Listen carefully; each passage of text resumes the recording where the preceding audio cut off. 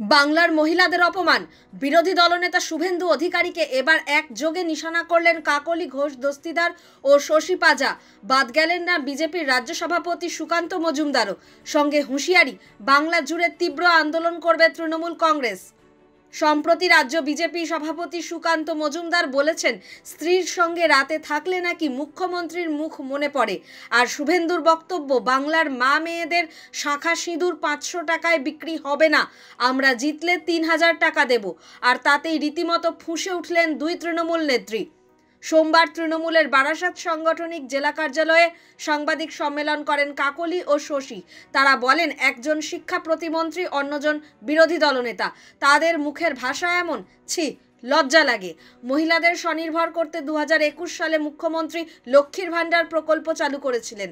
সেই প্রকল্প এখনো চলছে।